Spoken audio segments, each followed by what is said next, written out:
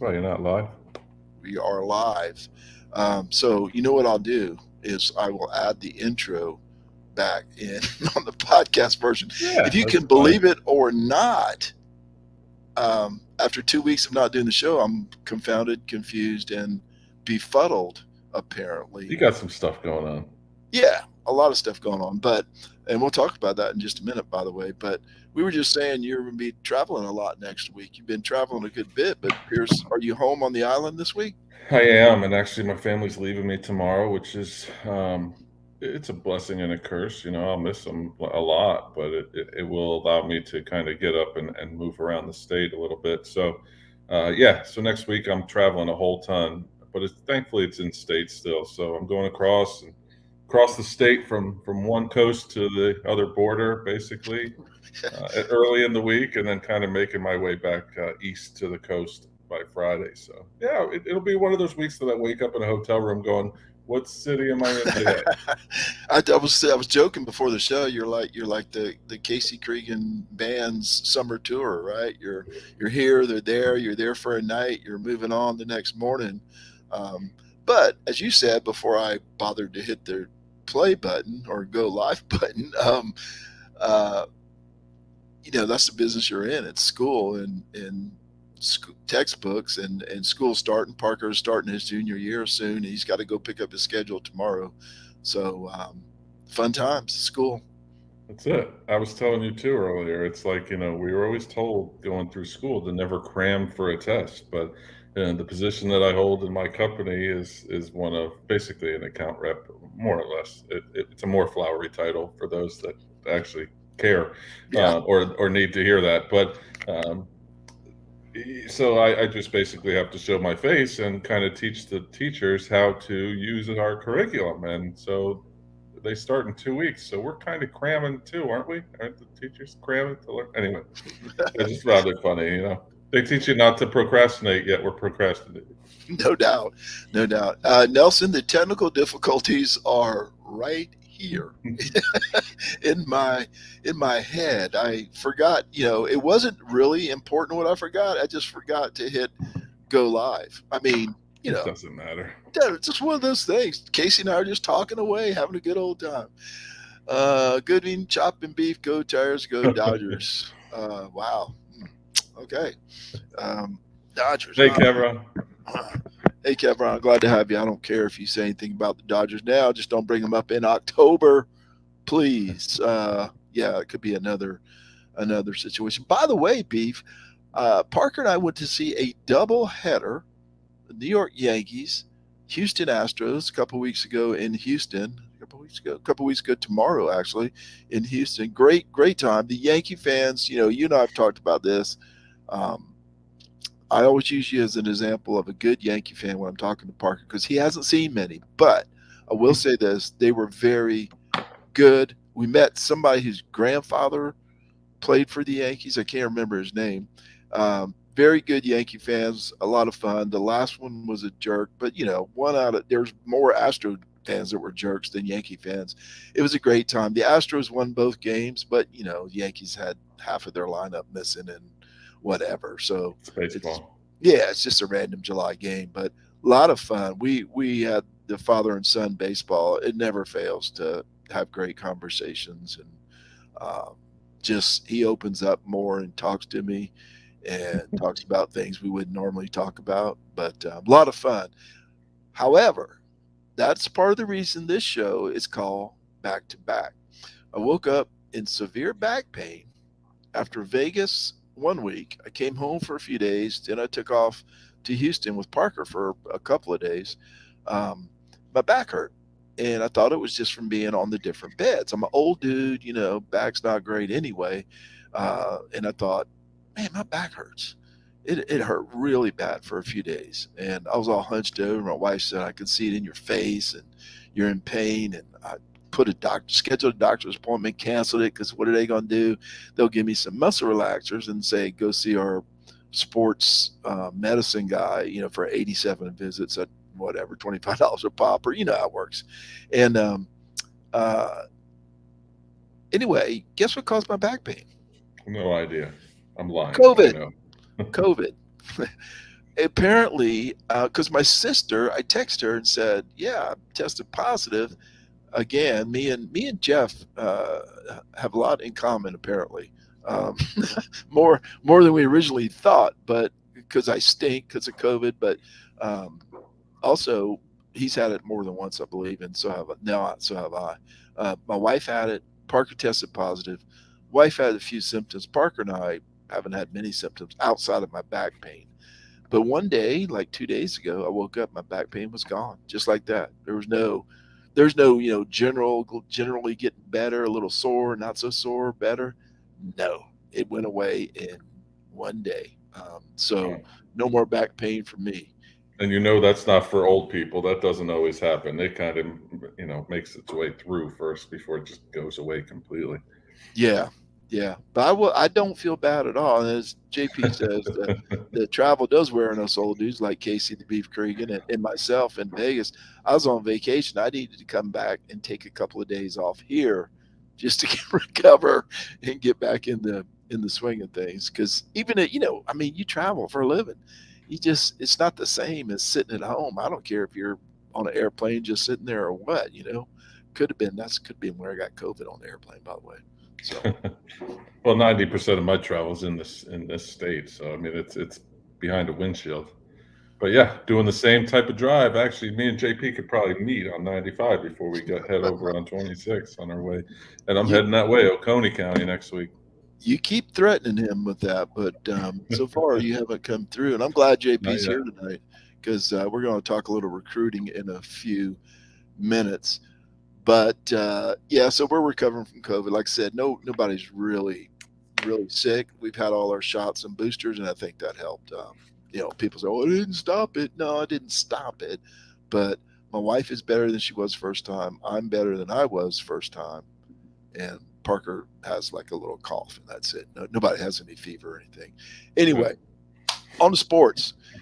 Baseball, I posted a story on rubbingtherock.com yesterday, I believe, about three Clemson players in the top 100 college prospects. And the reason I thought this was interesting was because um, it's been a summer of turmoil and turnover and changing coaches, and players are going to South Carolina and other players are going to other places. And I think every commitment Michigan had is now committed to Clemson, various things. It's just been a chaotic summer. And we talk about the losses all the time, but what we haven't talked about is the guys they have coming back that are really good. And there was three of them in the top 100. Now these are only college prospects. It doesn't count the high schoolers that generally get picked near the top. Blake Wright was at 31, Cooper Ingle at 60, and Caden Grice was at 96. So, Blake Wright and Cooper Ingle had great seasons. Caden Grice, we've talked about 100 times. I think he had, I don't know, he struck out almost 50% of the time at Clemson. I can't remember what it was in 225 at bats, but a lot. And you did some research on what they're doing in the Cape that I didn't do. So, Yeah, and Jeff, we'll get to this. I have an answer for you, so to remind us in a little bit if we don't touch on it. But first, yeah, I was looking at. I love Blake Wright. He was probably my guy. I always latch on to one guy. Blake Wright was that guy this year for me. Obviously, we had some good play at third base as well. But so I did look into see what the guys are doing. I follow the Chatham A's on the Facebook or whatever it is, the Twitter machine, and uh, it seems like every night it's either Caden Grice or Cooper Ingle getting interviewed after a win. Well, their record isn't very good. When I did some research, they're kind of fourth out of five teams in the Cape League. They're only like a game and a half out of a playoff spot, but I think 8 out of the 10 teams make the playoffs. The season's winding down. But Grice is pitching a little bit more too. He's had 4 appearances, 1 start, 10.2 innings pitched, 10 and 2/3 innings pitched, and he's got 13 strikeouts in those 10 and 2/3 innings and 5 walks, and he has not given up a run yet. So they love him on the mound. So it got me thinking. I wonder if maybe Coach Bakich is going to use him on the bump a little bit more. I know when he came into Clemson, that was a big thing. that we discussed is that he was going to play two-way type of player. Didn't necessarily work out his freshman year as he got lit up his first couple outings. So they said, let's just worry about his bat first. That's probably where he projects in the majors. But again, I know the batting averages aren't really ever really good, especially when these guys are making that change to playing with the wooden bat every day. Grice is hitting 216. He's got 4 home runs. As you said, Marty, nearly half the times he's struck out 55 times in 125 plate appearances this year. So still striking out a little bit too much. Hopefully he's at least having some competitive at-bats, unlike some of those at-bats he had during stretches for Clemson last year. No doubt. Cooper Ingalls hitting 250 for the Chatham A's. Again, he's on every highlight reel that you see for the Chatham A's. He had a big, I think he had a home run the other night. He only has 1 on the season, but I think it was the other night. He's got 29 walks, nearly 30 walks in 145 plate appearances, so 1 in every 4 or 5 at bats. So that's not, he's still the Cooper Ingle that I think we think he is. And Blake Wright, he's with the Wareham Gatemen. He's hitting 206 right now. He's got 22 hits and 107 at bats. So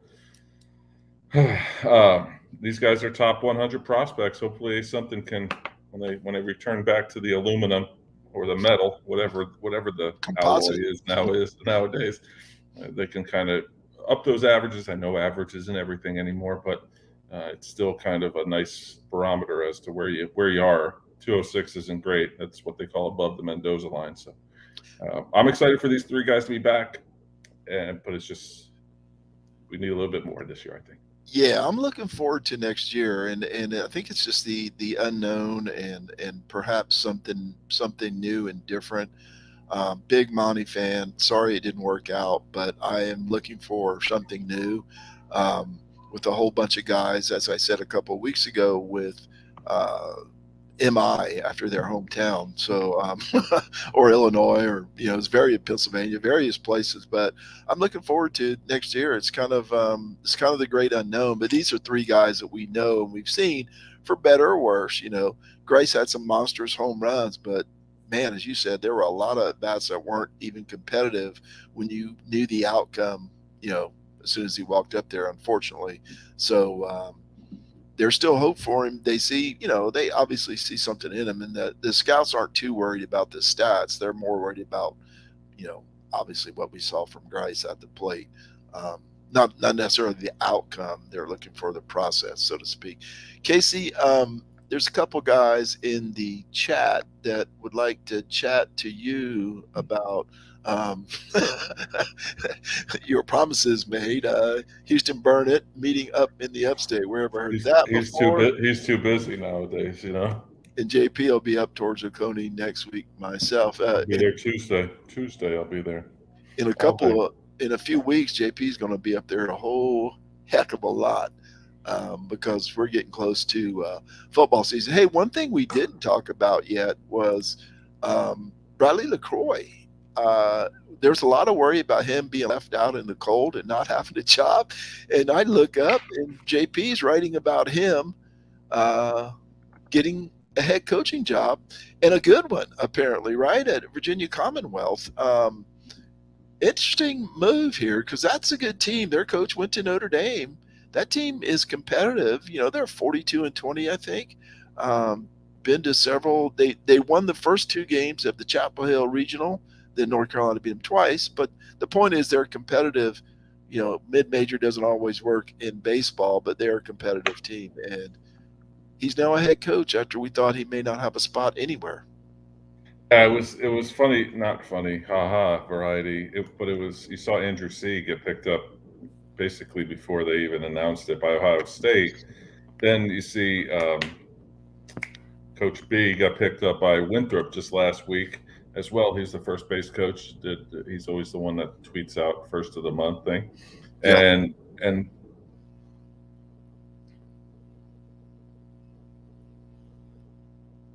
you froze.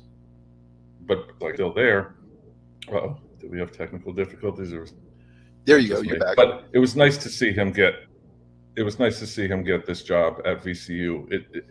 I mean, I guess as much as you said, it's not really mid-major in baseball, but it's a mid-major college program overall. But they are Sean Stifler was a guy that we heard in some circles that Clemson was interested in. I don't know if that was ever actually true, but it was at least some fans definitely wanted that conversation. And for him to step in for that guy who has had obviously some success in the CAA, I think it's a great landing spot for Bradley and his family. Richmond's a great town to raise a family. I think he's going to do really good things, and I'm really happy for him that he was, because we all thought he's a Clemson lifer. He Yeah.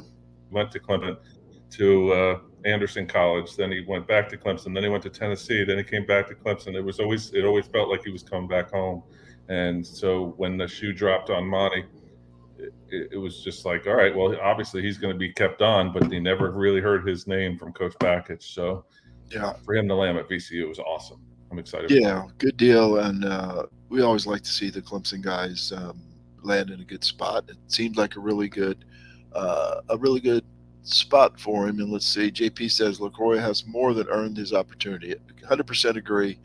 A lot of fun, done his time. Too bad it couldn't be Clemson. He couldn't stay to Clemson, but it worked out for him. So really no complaints. Hey, moving over to basketball real quick, we know PJ Hall had surgery. Unfortunately, poor guy can't stay healthy. And it was a weird, I read a weird statement. It said they're going to France, they're going to play 3 games in 10 days. And the statement said something like he was almost cleared, but now we're not sure if he's going to be there in November, be ready for the start of the season in November. It was weird. It was like, too bad he can't play this week, and we hope he's ready for November. I was like, what? Anyway, let's get the guy healthy, because they have some big non-conference games that could determine Brownell's future. They play Penn State. I don't remember the early schedule, but I know Penn State's the Big Ten ACC Challenge game. So they got some games that aren't, Southwestern Bible College of Tuscaloosa and teams like that. So I just want the guy healthy and to be able to have a good season, because he improved more than anybody I saw in college basketball last year. Now, I don't watch, basketball morning to night like football, but that guy improved a lot, and I'd like to see it. Hopefully it'll continue. Yeah, we just need to get him healthy. I mean, the poor guy played hurt most of last year until he couldn't anymore. So we understand that his pain threshold is pretty high, but obviously I think he needed a little surgery for the knee, the patella tendon maybe. But yeah, hopefully he can come back in November. There are some great games you got in the preseason tournaments or whatever. They're not preseason, but the Emerald Coast Classic has Iowa, Cal, TCU, Penn State. They play Loyola Chicago in I guess it's Thanksgiving, or it's around Christmas time in December.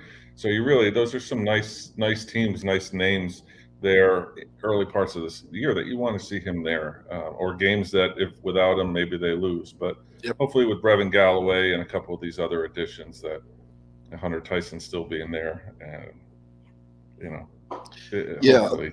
Those are the games I was talking about. The Iowa, they play in the first game of that tournament or whatever it is, and then the winner of the TCU Cal or loser matchup with. And so those may not be the toughest games. Iowa's usually pretty good. It may not be the toughest games, but they're not South Carolina State.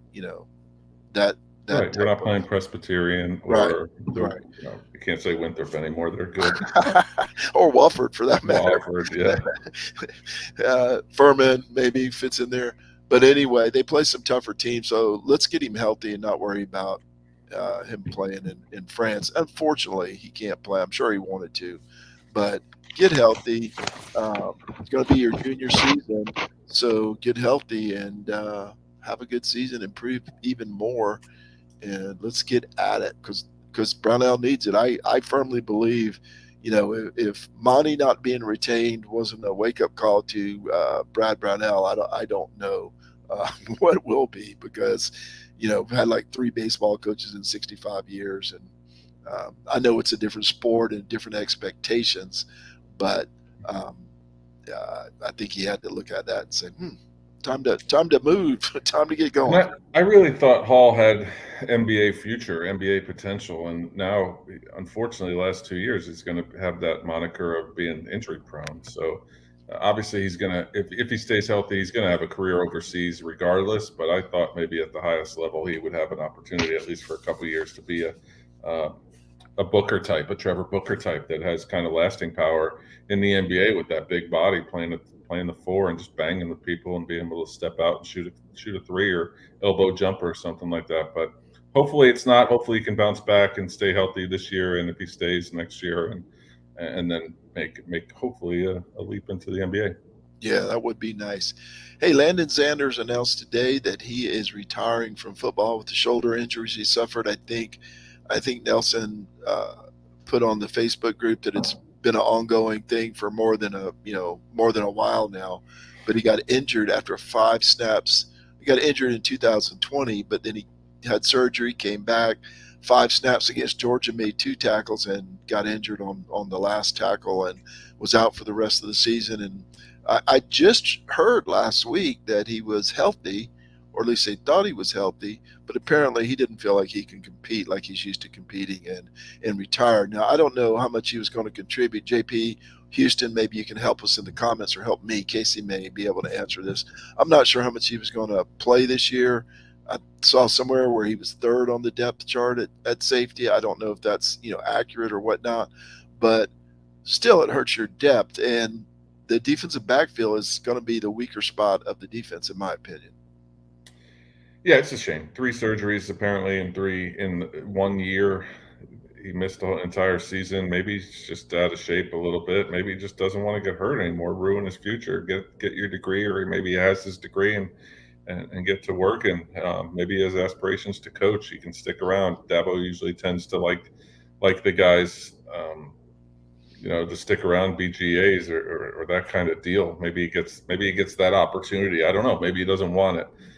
Sometimes you lose that fire after getting hurt so much and being under the knife so much. So, we wish him well. Obviously, he started in 15 games, 13 games in his career, and you always saw that hair. So once a Tiger, always a Tiger. We'll miss him. We appreciated him and hope he stays healthy for a long time. Okay, both JP and Houston agree he was third string, but again, it's depth, right? Because injuries, we know injuries happen. I mean, you got guys like Mickens and Makuba back there. Like, yeah, you could see that. Yeah, I he's know they're a two safeties, but veteran player who's been in the program for 3 years, so not a big loss, but a loss nonetheless on the depth. And as you said, wish him well. Maybe it was just time. Hey, the Tigers missed out on a couple of recruits, but before that, I wanted to talk about the one they got. Robert Billings, a 3-star out of Alpharetta, Georgia, is the 18th commitment in the 2023 class for Clemson. Do you know? We didn't talk about this before. Do you know anything about Mr. Billings? he's from Georgia. 3-star. And it's a DB. Well, I think Rivals had him at 4-star, and 247 had him as a 3-star. So that's obviously kind of a tweener, depending on what recruiting service you look at. I tend to go to 247 nowadays. I don't know why. Don't know much about him. I think this is a great pick. It's a need, and the beautiful thing about and JP hates it when I come on his little shows and get in the comments of his show, because the only thing that I am concerned about all these players that Clemson is getting verbal commitments from is fantastic, and you got the 4-stars for days. You got the Vizina getting the 5th-star. Like, you got a couple of those guys. It's wonderful. It's a great recruiting class. We still need a running back. I know we'll get there, but Yes. JP, every time I can jump on to JP, I ask him about the running backs. So yeah. I mean, we're doing just fine. Billingsley it's a nice addition. It's more depth, and we land a lot. What is it? Not we. Clemson does a lot with 3-stars. Yeah, they're a developmental program. Dabo will tell you that, right? So I'm excited about it. Yeah. JP in Houston, you guys may know more about Billings than Casey and I do. I haven't read a lot, just that he was one that the Tigers wanted and eventually got. I am not all about the stars. Now, I realize, Nelson may chime in here. I realize you've got, you can't continue to get a class full of 3-stars and compete with Alabama, Ohio State, and Georgia. I get that. I understand that. but Clemson also develops guys too, and I feel like sometimes you have to give the coaching staff the benefit of the doubt, and maybe this is one of those times. JP says, running back recruiting philosophy at Clemson is odd. No doubt. Yes, JP, when I wrote the kind of summary article about missing out on Osborne and Stan, what's his name? Stanton Remmel. Um, I put that in there at the end because it's just one of those things. It's just weird to me that with uh, with CJ Spiller and the recent history of running backs at Clemson that nobody wants to. Now, I get it. They got 3 players, but think about this. When Alabama's recruiting a running back, don't you think they got guys in front of him too? I mean, They got 2 5-stars in this cycle that's coming what I'm up. saying. That's what I'm saying. It's just weird. It's just strange. As I mentioned, Tigers missed on Hunter Osborne. He went to Alabama. Alabama. Apparently, COVID makes me where I can't talk. Stanton Remmel went to Michigan State, which is, if you were an offensive lineman, that makes a little bit of sense. Just sounds strange from Alabama to Michigan State. I don't know if there are any ties or anything, but whatever. So Clemson missed on those 2 guys, and I reached out to JP earlier in the week and asked him about the offensive line, and he since published something today on allclemson.com saying that he believes they're done. He told me this earlier in the week. They're done at offensive line for this cycle. They could have taken one more. Stamel chose Michigan State, so he believes they're done.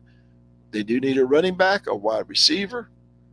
He's talked about Ronan Hannafin, who apparently is trying to decide between Notre Dame and Clemson. Notre Dame already has 3 wide receivers. All this is an advertisement for JP and allclemson.com because that's where I'm getting this information from. He feels pretty good about Mr. Hannafin and Clemson. We'll see how that works out. Clemson also needs a defensive end, perhaps another defensive tackle, and a safety. So there are spots still to be filled, even with 18 already in the class.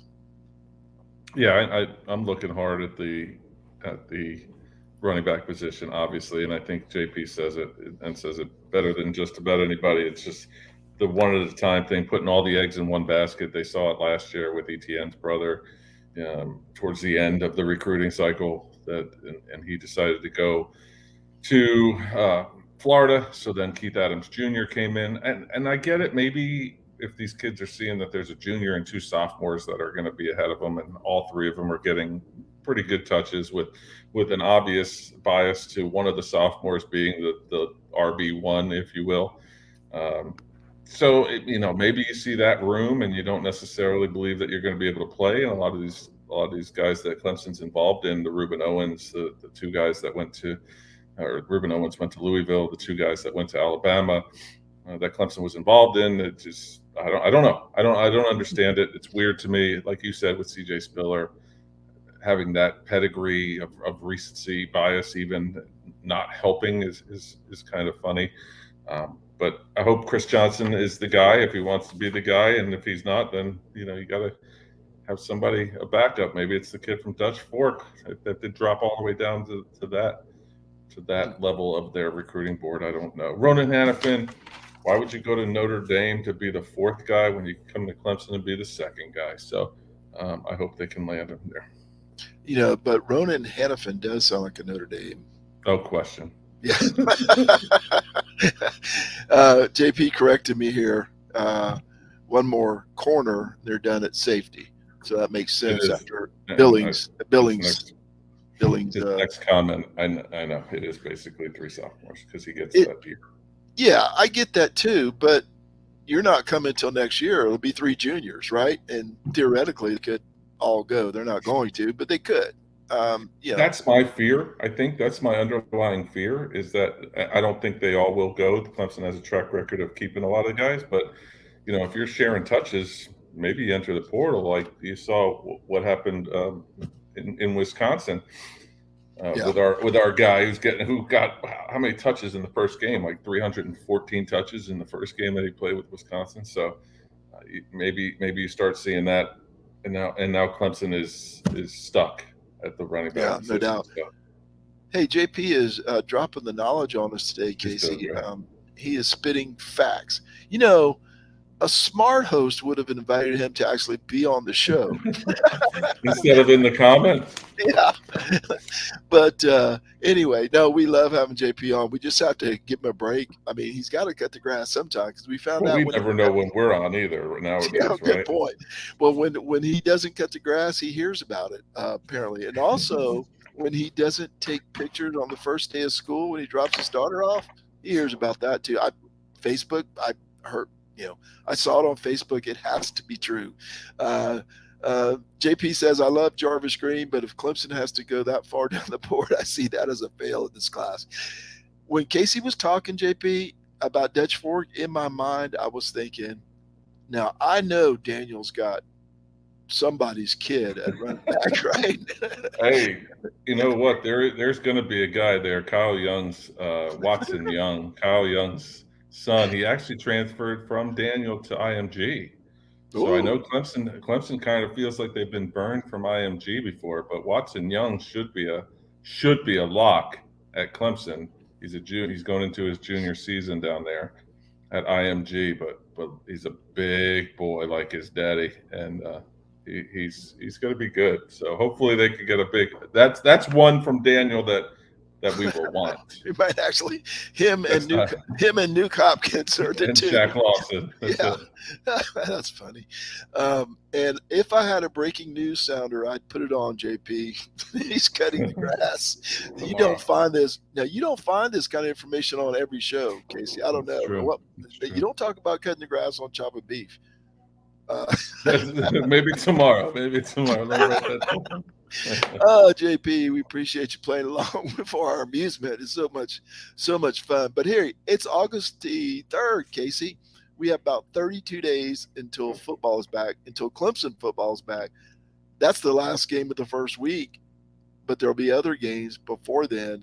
And you and I will be texting each other, screaming about some random Nevada Reno and Pacific Azusa game or something like that we got $3 on. It's so true. And I can't wait to bet that game. And I'm looking forward to it. But less than a month till Clemson football. Oh, what's JP got here? Start recruiting Jaden Bradford as soon as he transferred to IMG. Take him off the board. Interesting. Yeah, I've seen that and heard that from you, JP, before. I just don't think Watson Young is going to be one of those guys that they stop talking to, especially when Dad's down the hall from Dabo.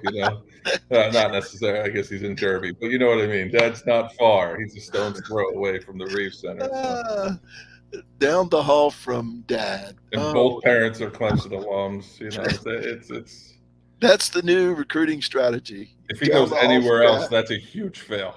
It's a huge miss, and Dabo will have to explain it to everybody. He's got to explain everything to everybody anyway. So what's it really matter, right?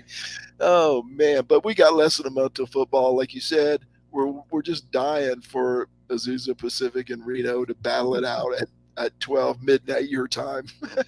Although And we're kind of liars, though, aren't we a little bit, Marty? Because when they played the COVID season in the spring, like I didn't watch much. I I watched a didn't little watch it bit here all. and there. Yeah, So I don't maybe think I we watched. won't be watching Azusa Pacific. No, we will be. We will be. We'll be watching It's the something. first week we're watching. Yeah, yeah. Now when they're 2-9, and we may not be Yeah, watching, I knew but this was coming. oh, do we I have knew that. something? I knew that was coming because that's where I was getting all my news from the spring season. The next one. He watched those games. Oh, okay, I got it now. But I'm a sicko. Oh, that's good to know, Houston. Um, yeah, we'll watch that first week for sure because it'll be exciting. Everybody's undefeated, right? Everybody. I mean, even South Carolina thinks they're headed for the college football playoff. They have a quarterback now. I don't know about their offensive line, but we'll find that out pretty quickly, I guess. But yeah, I'm just looking forward to college football. It's talking season. I've been writing in circles for months now on Rubbing the Rock. I was telling one of the Astros guys. I do a podcast occasionally with the Astros guys, and I was telling him yesterday, baseball's so much fun because you have something that happens every day, right?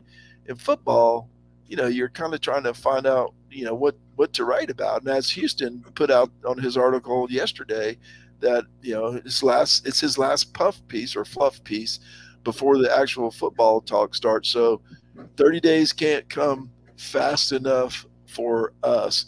But yeah, we're looking forward to it. Okay, Beef, let's wrap this up tonight. Hey, I wanted to thank, before you get there, I want to thank Houston and JP and Nelson and Kevron for commenting. But Houston and JP, we appreciate you so much giving everybody the information that we should be able to give them, which, was kind of the point of this show. But hey, we know when we're short, we have some shortcomings, and we appreciate you joining in. But Casey, thank the rest of the people. Let's get out of here. Yeah, thanks so much to everyone in the Seldom Used Reserve College Football Discussion Facebook group, especially Nelson Wilhite for all his help, John Chansey for being a good all-around guy, Uncle John McGee, as always, SUGGO Podcast, and each and every one of you who listens, likes, shares, and participates. On behalf of Marty, Seldom Used Reserve Coleman, I am Casey the Beef Cregan. Make sure to check out rubbingtherock.com and Houston Burnett's latest article. Thank you so much for listening. We'll see you right here, hopefully next week, from a different place in South Carolina on SUGGO. Next week on SUGGO, if we're here. I think we're done here.